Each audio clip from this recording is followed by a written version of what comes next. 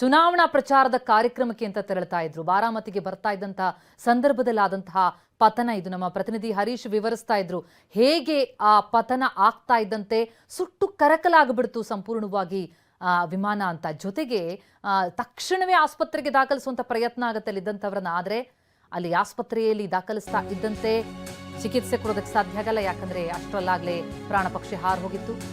Landing ವೇಳೆ ಪತನ ಆಗಿರುವಂತಹ ಈ ವಿಮಾನದ ಬಗ್ಗೆ ಕೂಡ ಮಾಹಿತಿಗಳು ಲಭ್ಯ ಆಗ್ತಾ ಇದೆ. ಸ್ಥಳೀಯ ಚುನಾವಣಾ ಪ್ರಚಾರಕ್ಕೆ ಅಜಿತ್ ಅವರು ತೆರಳುತ್ತಾ ಇದ್ರು ಅನ್ನೋದು ಪತ್ತೆಯಾಗಿದೆ. 4 ಚುನಾವಣಾ ರ್ಯಾಲಿ ಮಾಡಬೇಕಾಗಿತ್ತು ಅಜಿತ್ ಪವಾರ್. ಸ್ಥಳೀಯ ಸಂಸ್ಥೆ ಚುನಾವಣೆಗಳು, ಅದರ ಪ್ರಚಾರಕ್ಕೆ ಅಂತ ಹೇಳಿ ಅಜಿತ್ ಪವಾರ್ ಹೋಗ್ತಾ ಇದ್ದರು.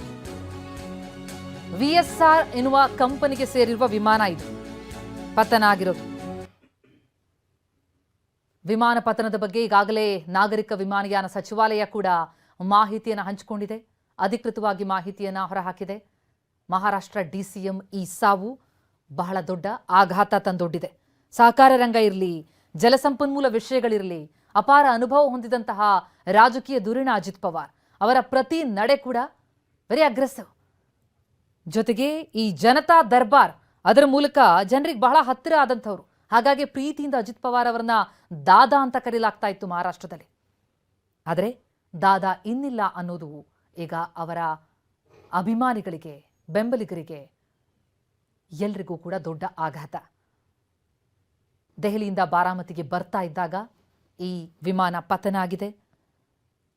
ಅವರ ಮಕ್ಕಳು ಜೈ ಪವಾರ್, ಪಾರ್ಥ ಪವಾರ್, ಪತ್ನಿ ಸುನೇತ್ರಾ ಪವಾರ್ ಎಲ್ಲ ದೆಹಲಿಯಲ್ಲಿದ್ದಾರೆ. ಅಲ್ಲಿಂದ ಈಗ ದೌಡಾಯಿಸ್ತಾ ಇದ್ದಾರೆ ಘಟನೆ ನಡೆದಂತಹ ಸ್ಥಳಕ್ಕೆ. 91ರಿಂದ ಮಹಾರಾಷ್ಟ್ರ ವಿಧಾನಸಭೆಗೆ ಬಾರಾಮತಿ ಕ್ಷೇತ್ರದಿಂದ ಸತತವಾಗಿ ಆಯ್ಕೆ ಆಗ್ತಾ ಇದ್ರು. ಅವರ ಕ್ಷೇತ್ರ ಅದು. ಅಲ್ಲೇ ಅವರ ಈ ದುರಂತವಾದಂತಹ ಸಾವು, ಈ ಅವಘಡದಲ್ಲಿ ಅವರು ದುರ್ಮರಣಕ್ಕೀಡಾಗಿರೋದು ದುರ್ದೈವ. 1982ರಲ್ಲಿ ಸಹಕಾರಿ ಸಕ್ಕರೆ ಕಾರ್ಖಾನೆಯ ಮಂಡಳಿಗೆ ಆಯ್ಕೆಯಾಗುವ ಮೂಲಕ ಅವರು ರಾಜಕೀಯಕ್ಕೆ ಪ್ರವೇಶ ಕೊಡ್ತಾರೆ. 91ರಲ್ಲಿ ಬಾರಾಮತಿಯಿಂದ ಲೋಕಸಭಾ ಸಂಸದರಾಗಿ ಆಯ್ಕೆಯಾಗ್ತಾರೆ. ನಂತರ ಅದನ್ನ ತಮ್ಮ ಚಿಕ್ಕಪ್ಪ ಶರದ್ ಪವಾರ್ಗಾಗಿ ತೆರವುಗೊಳಿಸ್ತಾರೆ. ನಂತರ ಅಲ್ಲಿಂದಲೇ ವಿಧಾನಸಭೆಗೆ ಬಾರಾಮತಿ ಕ್ಷೇತ್ರದಿಂದ ಸತತವಾಗಿ ಆಯ್ಕೆ ಆಗ್ತಾ ಬಂದಿದ್ದಾರೆ. ವಿಲಾಸರಾವ್ ದೇಶಮುಖ್ ಇರಲಿ ಅಥವಾ ಸುಶೀಲ್ ಕುಮಾರ್ ಶಿಂದೆ ಅವರ ಸರ್ಕಾರದಲ್ಲಿರಲಿ, ನೀರಾವರಿ, ಗ್ರಾಮೀಣಾಭಿವೃದ್ಧಿ, ಹಣಕಾಸು ಸಚಿವರಾಗಿ ಸೇವೆಯನ್ನು ಸಲ್ಲಿಸಿದಂಥವರು. ಹಲವು ಬಾರಿ ಮಹಾರಾಷ್ಟ್ರದ ಉಪಮುಖ್ಯಮಂತ್ರಿಯಾಗಿ ಅವರು ಕಾರ್ಯನಿರ್ವಹಿಸಿದ್ದಾರೆ. NCP ವಿಭಜನೆ ಆಗುತ್ತೆ. ಜುಲೈ 2023ರಲ್ಲಿ NCP ಪಕ್ಷದ ಪ್ರಮುಖ ನಾಯಕರಾಗಿ ಶರದ್ ಪವಾರ್ ಅವರಿಂದ ದೂರವಾಗಿ ಬಿಜೆಪಿ ಶಿವಸೇನೆ ಮೈತ್ರಿಕೂಟದೊಂದಿಗೆ ಸೇರಿ ಅವರು DCM ಆಗೋದು. ರಾಜಕೀಯವಾಗಿ ಅವರ ಪ್ರತಿ ಹೆಜ್ಜೆ ಕೂಡ ನಾವು ನೋಡ್ತಾ ಬಂದಿದ್ದೀವಿ. ವಿವಾದಿತ, ಆದರೆ ಅಷ್ಟೇ ಪ್ರಭಾವಿ. ಅಂತಹ NCP ನಾಯಕ ಈ ರೀತಿ ದುರಂತದಲ್ಲಿ ಸಾವಿಗೀಡಾಗಿರೋದು ದೊಡ್ಡ ಆಘಾತ. NCP ಸ್ಥಾಪಕ ಶರದ್ ಪವಾರ್ ಅವರ ಈ ಸೋದರಳಿನನ್ನ ಬೆಂಬಲಿಗರು ಪ್ರೀತಿಯಿಂದ ದಾದಾ ಅಂತಲೇ ಕರೀತಾ ಇದ್ರು. ಆದರೆ ದಾದಾ ಈ ದುರಂತದಲ್ಲಿ ಏನಿಲ್ಲ. ಈ ಬಗ್ಗೆ ಅಧಿಕೃತವಾದಂತಹ ಮಾಹಿತಿ ಕೂಡ ಪ್ರಕಟ ಆಗಿದೆ. ಲ್ಯಾಂಡಿಂಗ್ ವೇಳೆ ಈ ಲಘು ವಿಮಾನ ಪತನ ಆಗಿರೋದು. VSR ಕಂಪನಿಗೆ ಸೇರಿದಂತಹ ವಿಮಾನ ಇದು. ಮಹಾರಾಷ್ಟ್ರದ ಇತಿಹಾಸದಲ್ಲೇ ಅತಿ ಹೆಚ್ಚು ಬಾರಿ ಉಪಮುಖ್ಯಮಂತ್ರಿಯಾಗಿ ದಾಖಲೆಯನ್ನು ಮಾಡಿದಂಥವರು ಅಜಿತ್ ಪವಾರ್. ಅಂದ್ರೆ 5 ಬಾರಿ ಅವರು DCM ಆಗಿರೋದು. ಪುಣೆಯ ಬಾರಾಮತಿ ವಿಧಾನಸಭಾ ಕ್ಷೇತ್ರವನ್ನ ದಶಕಗಳಿಂದ ಪ್ರತಿನಿಧಿಸ್ತಾ ಬಂದಿದ್ದಾರೆ. ಆದರೆ ಅದೇ ಕ್ಷೇತ್ರದಲ್ಲಿ, ಅವರ ಕ್ಷೇತ್ರದಲ್ಲೇ ಇಂತಹದೊಂದು ದುರಂತದಲ್ಲಿ ವಿಮಾನ ಪತನಗೊಂಡು ಅಜಿತ್ ಪವಾರ್ ದುರ್ಮರಣಕ್ಕೀಡಾಗಿರೋದು. ಹಣಕಾಸು ಮತ್ತು ಅಭಿವೃದ್ಧಿ ಕೆಲಸಗಳ ಮೇಲೆ ಅವರಿಗೆ ಬಹಳ ದೊಡ್ಡ ಹಿಡಿತ ಇದೆ ಅಂತಲೇ ಹೇಳಲಾಗುತ್ತೆ. ಅದರಲ್ಲೂ ರಾಜಕೀಯವಾಗಿ ಅವರಿಟ್ಟಂತಹ ಹೆಜ್ಜೆ, ಇತ್ತೀಚಿನ ವರ್ಷಗಳಲ್ಲಿ ಈ ಪವಾರ್ ಕುಟುಂಬದೊಂದಿಗಿನ ರಾಜಕೀಯ ಸಮರ ಇದೆಲ್ಲ ಭಾರಿ ಗಮನ ಸೆಳೆದಿತ್ತು. ಆದರೆ ಆಗಲೇ ನಮ್ಮ ಪ್ರತಿನಿಧಿ ಹರೀಶ್ ವಿವರಿಸ್ತಾ ಇದ್ರು, ಈಗೆಲ್ಲವೂ ಕೂಡ ಮತ್ತೆ ಪ್ಯಾಚಪ್ ಆಗ್ತಾ ಇತ್ತು. ಎರಡೂ ಬಣಗಳು ಒಂದಾಗ್ತಾ ಇದ್ವು. ಸ್ಥಳೀಯ ಸಂಸ್ಥೆ ಚುನಾವಣೆಗಳಲ್ಲೂ ಕೂಡ ಗೆಲುವನ್ನು ಸಾಧಿಸುವಂಥಲ್ಲಿ ಬಹಳ ಪ್ರಮುಖವಾದ ಪಾತ್ರವನ್ನು ವಹಿಸಿದ್ವು.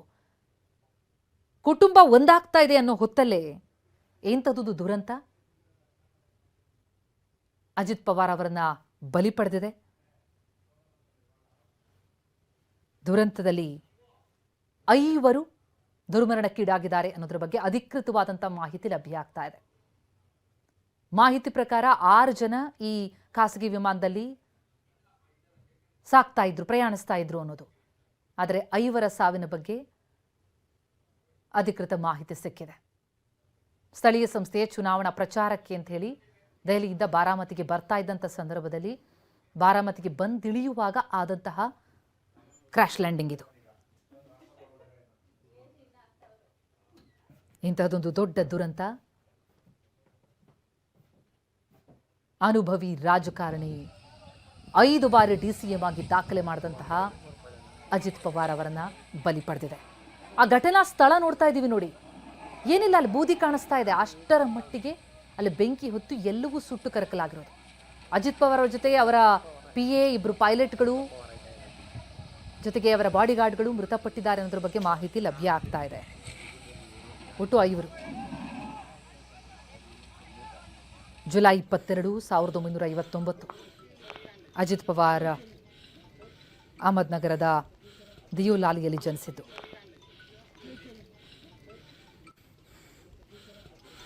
ಶರದ್ ಪವಾರ್ ಸೋದರಡಿಯ, ಅದಕ್ಕಿಂತ ಹೆಚ್ಚಾಗಿ ತಮ್ಮದೇ ಒಂದು ಐಡೆಂಟಿಟಿಯನ್ನು ನಿರ್ಮಿಸಿ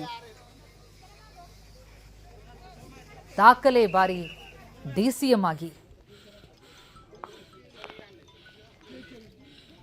ಸಹಕಾರ ರಂಗ, ಜಲಸಂಪನ್ಮೂಲ ವಿಷಯಗಳಲ್ಲಿ, ಗ್ರಾಮೀಣಾಭಿವೃದ್ಧಿ ಜೊತೆಗೆ ಹಣಕಾಸು ವಿಚಾರಕ್ಕೆ ಸಂಬಂಧಪಟ್ಟಂತೆ ಬಹಳ ಅನುಭವಿ ರಾಜಕಾರಣಿ ಅಂತ ಹೇಳಿ ಹೆಸರು ಪಡೆದಂಥವರು. ಅಫ್ಕೋರ್ಸ್ ಭ್ರಷ್ಟಾಚಾರದ ಆರೋಪಗಳು ಕೂಡ ಅವರ ಮೇಲೆ ಇತ್ತು. ಅದರ ಹೊರತಾಗಿಯೂ ಕೂಡ ಆರೋಪ ಮಾಡಿದಂಥವರೇ ಅವ್ರ ಜೊತೆ ಕೈ ಜೋಡಿಸಿ ಸರ್ಕಾರ ಕೂಡ ಮಾಡಿದ್ದಾರೆ. ಅವರ ರಾಜಕೀಯ ಹಿನ್ನೆಲೆ, ಇಟ್ಟಂತ ಹೆಜ್ಜೆ ಬಹಳ ಅಗ್ರೆಸಿವ್ ರಾಜಕಾರಣದಲ್ಲಿ. ದುರಂತದ ಬಗ್ಗೆ ಮಾಹಿತಿ ಪಡ್ಕೊಂಡಿದ್ದಾರೆ ಪ್ರಧಾನಿ ನರೇಂದ್ರ ಮೋದಿ. ಮಹಾರಾಷ್ಟ್ರ CM ದೇವೇಂದ್ರ ಫಡ್ನವೀಸ್ ಜೊತೆ ಮಾತುಕತೆ ನಡೆಸಿದ್ದಾರೆ. ಫಡ್ನವೀಸ್ರಿಂದ ಮೋದಿ ಈ ದುರಂತದ ಕುರಿತಂತೆ ಮಾಹಿತಿಯನ್ನ ಪಡ್ಕೊಳ್ತಾ ಇದ್ದಾರೆ. ಬಹಳ ದೊಡ್ಡ ಆಘಾತ ರಾಜಕೀಯ ರಂಗಕ್ಕೆ, ಅವರ ಅಭಿಮಾನಿ ವರ್ಗಕ್ಕೆ, ಕುಟುಂಬಕ್ಕೆ. ಅವರ ಫ್ಯಾಮಿಲಿ ದೆಹಲಿಯಿಂದ ಬಾರಾಮತಿಯತ್ತ ದೌಡಾಯಿಸ್ತಾ ಇದೆ. ಬೆಳಿಗ್ಗೆ ಸಂಭವಿಸಿದಂತಹ ಈ ದುರಂತ 5 ಬಲಿ ಪಡೆದಿರೋದು. ಅಜಿತ್ ಪವಾರ್ ಅವರ ಪ್ರತಿ ರಾಜಕೀಯ ಹೆಜ್ಜೆ ಬಹಳ ಚರ್ಚಿತ ವಿಷಯವಾಗ್ತಾ ಇತ್ತು. ಅದರಲ್ಲೂ NCPಯನ್ನು ಇಬ್ಬಾಗಗೊಳಿಸಿ ಅವರು BJP ಶಿಂದೆ ಬಣದೊಂದಿಗೆ ಕೈ ಜೋಡಿಸಿದ್ದು ಬಹಳ ದೊಡ್ಡ ಚರ್ಚೆ ಗ್ರಾಸ ಆಗಿತ್ತು. ಮಹಾರಾಷ್ಟ್ರ ರಾಜಕಾರಣದಲ್ಲಿ ಒಂದು ಹೊಸ ದಿಕ್ಕನ್ನು ಕೊಟ್ಟಿತ್ತು. ಕುಟುಂಬದ ಜೊತೆಗೇ ಅವರು ನಡೆದಂತಹ ಪೈಪೋಟಿ, ಅವರ ಕುಟುಂಬದೊಳಗಿನ ರಾಜಕೀಯ ಸಮರ, ಇದೆಲ್ಲ ಭಾರಿ ಗಮನ ಸೆಳೆದಿತ್ತು. ಆದರೆ ಅದರ ಜೊತೆಗೆ ಅವರು ಸರ್ಕಾರದಲ್ಲಿ ಮಾಡಿದಂತಹ ಕೆಲಸ, ಅದರಲ್ಲೂ ಹಣಕಾಸು ಮತ್ತು ಅಭಿವೃದ್ಧಿ ಕೆಲಸಗಳ ಮೇಲೆ ಅವರಿಗಿದ್ದಂತಹ ಹಿಡಿತ ಭಾರಿ ಉತ್ತಮ ಅಂತಲೇ ಕೂಡ ಹೆಸರು ಮಾತಾಗಿತ್ತು. ಆದರೆ ಇದೆಲ್ಲವೂ ಕೂಡ ಈಗ ನೆನಪು ಮಾತ್ರ. ಇತಿಹಾಸದಲ್ಲಿ ಅತಿ ಹೆಚ್ಚು ಬಾರಿ ಉಪಮುಖ್ಯಮಂತ್ರಿಯಾದಂತಹ ದಾಖಲೆ ಮಾಡಿದ ಅಜಿತ್ ಪವಾರ್ ಇನ್ನು ನೆನಪು ಮಾತ್ರ. ಅವರ ಸ್ವಕ್ಷೇತ್ರದಲ್ಲೇ 91ರಿಂದಲೂ ಕೂಡ ಅವರು ಪ್ರತಿನಿಧಿಸ್ತಾ ಇರುವಂತಹ ಕ್ಷೇತ್ರ ಬಾರಾಮತಿ. ಅವರ ಅಭಿಮಾನಿಗಳು, ಕುಟುಂಬಸ್ಥರು ಕಣ್ಣೀರಿಡ್ತಾ ಇರುವಂತಹ ದೃಶ್ಯ ನೋಡ್ತಾ ಇದ್ದೀವಿ. ದೊಡ್ಡ ಆಘಾತ. ಬಿಕ್ಕಿ ಬಿಕ್ಕಿ ಅಳ್ತಾ ಇದ್ದಾರೆ ಅವರ ಆಪ್ತರು. ಬಾರಾಮತಿ ಬಳಿ ಏನ್ ಪತನ ಆಗಿದೆ ವಿಮಾನ, ಆ ದುರಂತ ನಡೆದಂತಹ ಜಾಗದ ದೃಶ್ಯಗಳನ್ನು ನಾವೀಗ ನೋಡ್ತಾ ಇರೋದು. ಅಲ್ಲಿ ದುಃಖಿಸ್ತಾ ಇದ್ದಾರೆ ಅವರ ಆಪ್ತರು. ಇನ್ನು ಮಹಾರಾಷ್ಟ್ರ CMಗೆ ಗೃಹ ಸಚಿವ ಅಮಿತ್ ಶಾ ಕೂಡ ಕರೆ ಮಾಡಿದ್ದಾರೆ. ದುರಂತದ ಬಗ್ಗೆ ಮಾಹಿತಿಯನ್ನು ಪಡ್ಕೊಂಡಿದ್ದಾರೆ. ಪ್ರಧಾನಿ ಮಾಹಿತಿ ಪಡ್ಕೊಂಡ್ರು. ಈಗ ಅಮಿತ್ ಶಾ ಕೂಡ ದುರಂತದ ಬಗ್ಗೆ ಮಾಹಿತಿಯನ್ನು ಪಡ್ಕೊಂಡಿದ್ದಾರೆ ಎನ್ನುವ ಇನ್ಫಾರ್ಮೇಶನ್ ಲಭ್ಯವಾಗ್ತಾ ಇದೆ. Very unfortunate. ಇಂತಹ ಪ್ರಭಾವಿ ರಾಜಕಾರಣಿ ಈ ರೀತಿ ದುರಂತಕ್ಕೀಡಾಗಿರೋದು ಬಹಳ ದೊಡ್ಡ ಆಘಾತ. ಜೊತೆಗೆ ಅವರ ಜೊತೆಗೆ ಇನ್ನೂ 4 ಅಂದರೆ 5 ಈ ದುರಂತದಲ್ಲಿ ಮೃತಪಟ್ಟಿರೋದು. ಎಸ್, ಈ ಘಟನೆ ಕುರಿತಂತೆ ಇನ್ನಷ್ಟು ಮಾಹಿತಿಯನ್ನು ನೀಡುತ್ತಾ ಹೋಗ್ತಾರೆ ನಮ್ಮ ಪ್ರತಿನಿಧಿ ಹರೀಶ್ ಈಗ ಸಂಪರ್ಕದಲ್ಲಿದ್ದಾರೆ. ಹರೀಶ್, ಬಿಜೆಪಿ ಸರ್ಕಾರಕ್ಕೂ ಕೂಡ ಬಹಳ ದೊಡ್ಡ ಬಲವಾಗಿದ್ದಂಥವ್ರು ಅಜಿತ್ ಪವಾರ್ ಅವರ ಈ ದುರಂತ ಸಾವು ಬಹಳ ದೊಡ್ಡ ಆಘಾತ ತಂದಿರುತ್ತೆ. ಈಗಷ್ಟೇ ಮಾಹಿತಿ ಲಭ್ಯ ಆಗ್ತಾ ಇತ್ತು, ಹೋಮ್ ಮಿನಿಸ್ಟರ್ ಜೊತೆಗೆ ಪ್ರಧಾನಿ ಕೂಡ ಮಾಹಿತಿಯನ್ನು ಪಡ್ಕೊಂಡಿದ್ದಾರೆ ಅವರ ಸಾವಿನ ಕುರಿತಂತೆ, ದುರಂತದ ಕುರಿತಂತೆ ಅಂತ. ಏನೇನು ಮಾಹಿತಿ ಲಭ್ಯ ಆಗ್ತಾ ಇದೆ, ಏನು ಬೆಳವಣಿಗೆ ಆಗ್ತಾ ಇದೆ? ಬಿಜೆಪಿ ನೇತೃತ್ವದ ಮಹಾಯುತಿಯ ಮೈತ್ರಿಕೂಟದ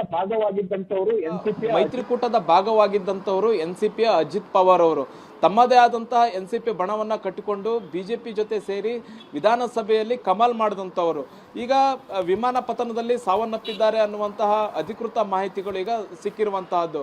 ಹೀಗಾಗಿ ಅವರ ಕುಟುಂಬಸ್ಥರ ಜೊತೆ ಪ್ರಧಾನಿ ನರೇಂದ್ರ ಮೋದಿ ಅವರು ಮಾತನಾಡಿದ್ದಾರೆ ಅನ್ನುವಂತಹ ಮಾಹಿತಿ ಸಿಗ್ತಾ ಇದೆ. ಜೊತೆಗೆ ಅಮಿತ್ ಶಾ ಅವರು ಕೂಡ ಮಾತಾಡಿದ್ದಾರೆ ಅನ್ನುವಂತಹದ್ದು. ಇನ್ನ ಪ್ರಧಾನಿ ನರೇಂದ್ರ ಮೋದಿ ಅವರು ಮಹಾರಾಷ್ಟ್ರ ಸಿಎಂ ಆಗಿರುವಂತಹ ದೇವೇಂದ್ರ ಫಡ್ನವೀಸ್ ಅವರಿಗೆ ಕರೆ ಮಾಡಿದ್ದಾರೆ.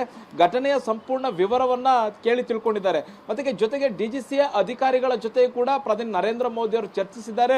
ವಿಮಾನ ಅಪಘಾತಕ್ಕೆ ಕಾರಣ ಏನು ಅನ್ನುವಂಥದ್ರ ಬಗ್ಗೆ ಮಾಹಿತಿಯನ್ನು ಪಡೆದುಕೊಂಡಿರುವಂತಹದ್ದು, ಮತ್ತೆ ವಿಮಾನದಲ್ಲಿ ಎಷ್ಟು ಮಂದಿ ಇದ್ರು, ವಿಮಾನ ಅಪಘಾತ ಹೇಗಾಯ್ತು, ಮತ್ತೆ ವಿಮಾನ ಪತನ ಆಗಿದ್ದು ಹೇಗೆ, ಈ ಎಲ್ಲ ವಿಚಾರಗಳನ್ನು ಕೂಡ ಪ್ರಧಾನಿ ನರೇಂದ್ರ ಮೋದಿ ಅವರು ತಿಳ್ಕೊಂಡಿದ್ದಾರೆ. ಮತ್ತೆ ಮುಂದಿನ ಕಾರ್ಯಕ್ರಮಗಳ ಬಗ್ಗೆ ಕೂಡ ದೇವೇಂದ್ರ ಫಡ್ನವೀಸ್ ಅವರ ಜೊತೆ ಪ್ರಧಾನಿ ನರೇಂದ್ರ ಮೋದಿ ಅವರು ಚರ್ಚೆ ಮಾಡಿದ್ದಾರೆ ಅನ್ನುವಂತ ಮಾಹಿತಿ ಸಿಗ್ತಾ ಇದೆ. ಜೊತೆಗೆ ದೇಶದ ಗೃಹ ಸಚಿವರಾದಂತಹ ಅಮಿತ್ ಶಾ ಅವರು ಕೂಡ ದೇವೇಂದ್ರ ಫಡ್ನವೀಸ್ ಅವರ ಜೊತೆ ಮಾತಾಡಿದ್ದಾರೆ. ಡಿಜಿಸಿಎ ಅಧಿಕಾರಿಗಳ ಜೊತೆ ಕೂಡ ಅವರು ಮಾತಾಡಿದ್ದಾರೆ. ಅಂದ್ರೆ ವಿಮಾನ ಪತನ ಆಗಿರುವಂತಹ ವಿಚಾರದ ಬಗ್ಗೆ ಸಂಪೂರ್ಣ ಮಾಹಿತಿಯನ್ನು ತೆಗೆದುಕೊಂಡಿದ್ದಾರೆ. ವಿಮಾನದಲ್ಲಿ ಯಾರ್ಯಾರಿದ್ರು, ಹೇಗೆ ವಿಮಾನ ಪತನ ಆಯಿತು, ಮತ್ತೆ ಮುಂದಿನ ಕಾರ್ಯಕ್ರಮಗಳು ಏನು ಅನ್ನುವಂಥದ್ರ ಬಗ್ಗೆ ಸಂಪೂರ್ಣ ಮಾಹಿತಿಯನ್ನು ಪಡೆದುಕೊಂಡಿದ್ದಾರೆ. ಪ್ರಧಾನಿ ನರೇಂದ್ರ ಮೋದಿ ಅವರು ಕೂಡ ಮುಂಬೈಗೆ ಅಥವಾ ಬಾರಾಮತಿಗೆ ತೆರಳುವ ಸಾಧ್ಯತೆ ಕೂಡ ಇರುವಂತಹದ್ದು. ಅಮಿತ್ ಶಾ ಅವರು ಕೂಡ ತೆರಳುವಂತಹ ಸಾಧ್ಯತೆ ಇದೆ. ಯಾಕಂತಂದ್ರೆ ಮಹಾರಾಷ್ಟ್ರ ರಾಜಕೀಯದಲ್ಲಿ ಬಿಜೆಪಿಗೆ ಒಂದು ವಿಧಾನಸಭೆ ಚುನಾವಣೆಯಲ್ಲಿ ಶಕ್ತಿ ಬರಬೇಕು ಅಂತಂದ್ರೆ ಎನ್ಸಿಪಿಯ ಅಜಿತ್ ಪವಾರ್ ಬಣ ಕೂಡ ಸಹಾಯ ಮಾಡಿತ್ತು. ಮತ್ತೆ ಒಟ್ಟಾಗಿ ಚುನಾವಣೆ ಎದುರಿಸಿದಂತವರು ಮಹಾರಾಷ್ಟ್ರ ರಾಜಕೀಯದಲ್ಲಿ ಅಜಿತ್ ಪವಾರ್ ಅವರನ್ನ ದಾದಾ ಅಂತಾನೆ ಕರಿತಾ ಇದ್ರು. ಮಹಾರಾಷ್ಟ್ರ ರಾಜಕೀಯದ ದಾದಾ ಅಂತಾನೆ ಅಜಿತ್ ಪವಾರ್ ಅವ್ರನ್ನ ಕರಿತಾ ಇದ್ರು. ಒಟ್ಟು 6 ಬಾರಿ ಉಪಮುಖ್ಯಮಂತ್ರಿ ಆಗಿದ್ದಂತ ಹೆಗ್ಗಳಿಕೆ ಇವರಲ್ಲಿರುವಂತ, ಮತ್ತೆ ಮಹಾರಾಷ್ಟ್ರದಲ್ಲಿ ಅತಿ ಹೆಚ್ಚು ಬಾರಿ DCM ಆಗಿದ್ದಂಥವರು ಈ ಅಜಿತ್ ಪವಾರ್ ಅವರನ್ನೇ. ಬಹು ಮುಖ್ಯವಾಗಿ 1991ರಲ್ಲಿ ಲೋಕಸಭಾ ಚುನಾವಣೆಯನ್ನ ಮೊದಲ ಬಾರಿಗೆ ಎದುರಿಸ್ತಾರೆ, ಗೆಲುವನ್ನ ಸಾಧಿಸ್ತಾರೆ. ನಂತರ ಎದುರಾದಂತ ವಿಧಾನಸಭಾ ಚುನಾವಣೆಯಲ್ಲಿ ಬಾರಾಮತಿಯಲ್ಲಿ ಅವರು ಸ್ಪರ್ಧೆಯನ್ನ ಮಾಡ್ತಾರೆ. ಲೋಕಸಭಾ ಕ್ಷೇತ್ರದಲ್ಲಿ ಇವರೇನ್ ಗೆದ್ದಿದ್ರು ಆ ಸ್ಥಾನಕ್ಕೆ ರಾಜೀನಾಮೆಯನ್ನು ಕೊಟ್ಟು ಆ ಒಂದು ಸ್ಥಾನವನ್ನ ಶರದ್ ಪವಾರ್ ಅವರಿಗೆ ಬಿಡ್ತಾರೆ. ಇವರು ವಿಧಾನಸಭೆಗೆ ಆಯ್ಕೆ ಆಗ್ತಾರೆ. ಅಲ್ಲಿಂದ ಇವರ ರಾಜಕೀಯ ಜರ್ನಿ ಶುರು ಆಗುತ್ತೆ. ಇವರು ಮೊದಲು ಶುರು ಮಾಡಿದ್ರು 80ರ ದಶಕದಲ್ಲಿ ಸಹಕಾರ ಮಂಡಳಿಯಲ್ಲಿ ಇವರು ಕೆಲಸವನ್ನ ಮಾಡಿದಂತವರು. ಸಕ್ಕರೆ ಕಾರ್ಖಾನೆಗಳ ಸಹಕಾರ ಮಂಡಳಿಯಿಂದ ಇವರು ಬಂದಂತವರು. ಸಹಕಾರಿ ತತ್ವದ ಅಡಿಯಲ್ಲಿ ಇವರು ಬಂದಂತಹ ರಾಜಕೀಯವನ್ನ ಮಾಡಿದಂತವ್ರು ಇವರು. ನಂತರ ಇವರು ಲೋಕಸಭಾ ಚುನಾವಣೆಗೆ 1991ರಲ್ಲಿ ಸ್ಪರ್ಧೆಯನ್ನ ಮಾಡ್ತಾರೆ. ನಂತರ ವಿಧಾನಸಭೆಗೆ ಸ್ಪರ್ಧೆಯನ್ನ ಮಾಡಿ ನಂತರ 6 ಬಾರಿ ಇವರು ಉಪಮುಖ್ಯಮಂತ್ರಿಯಾಗಿ ಮಹಾರಾಷ್ಟ್ರ ರಾಜಕೀಯದಲ್ಲಿ ಸೇವೆಯನ್ನ ಸಲ್ಲಿಸ್ತಾರೆ. ಮತ್ತೆ ಇವರ ರಾಜಕೀಯವೇ ವರ್ಣರಂಜಿತವಾಗಿರುತ್ತೆ. 2023ರಲ್ಲಿ ಪಕ್ಷವನ್ನ ಇಬ್ಬಾಗ ಮಾಡಿದಂತಹ ಸಂದರ್ಭದಲ್ಲಿ ತಾನೇ ಅಸಲಿ ಎನ್ಸಿಪಿ ನಾಯಕ ಅನ್ನುವಂತ ನಿಟ್ಟಿನಲ್ಲಿ ಘೋಷಣೆಯನ್ನ ಮಾಡ್ತಾರೆ. ಮತ್ತೆ ಚುನಾವಣಾ ಆಯೋಗ ಕೂಡ ಇವರೇ ಅಸಲಿಯ ಎನ್ಸಿಪಿಯ ನಾಯಕ, ಮತ್ತೆ ಇವರದೇ ಅಸಲಿ ಎನ್ಸಿಪಿ ಅನ್ನುವಂತ ಘೋಷಣೆಯನ್ನ ಮಾಡುತ್ತೆ. ಇವರು ಬಿಜೆಪಿ ಜೊತೆ ಸೇರಿದಂತ ಸಂದರ್ಭದಲ್ಲಿ ಶಿಂದೆ ಅವರ ಜೊತೆ ಏಕನಾಥ್ ಶಿಂದೆ ಅವರ ಜೊತೆ ಮತ್ತೆ ಫಡ್ನವೀಸ್ ಜೊತೆ ಸೇರಿ ಸರ್ಕಾರವನ್ನ ಮಾಡ್ತಾರೆ. ಅವೆಲ್ಲವೂ ಕೂಡ ಈಗ ಇತಿಹಾಸ. ಕುಟುಂಬದಲ್ಲಿ ಎಲ್ಲವೂ ಕೂಡ ಸರಿಯಾಗ್ತಿದೆ. ಎನ್ಸಿಪಿ 2 ಬಣಗಳು ಒಟ್ಟಾಗ್ತಿವೆ. ಮತ್ತೆ ಸ್ಥಳೀಯ ಸಂಸ್ಥೆ ಚುನಾವಣೆಗಳಲ್ಲಿ ಕೆಲವು ಪ್ರದೇಶಗಳಲ್ಲಿ ಇವರು ಒಟ್ಟಾಗಿ ರೈಟ್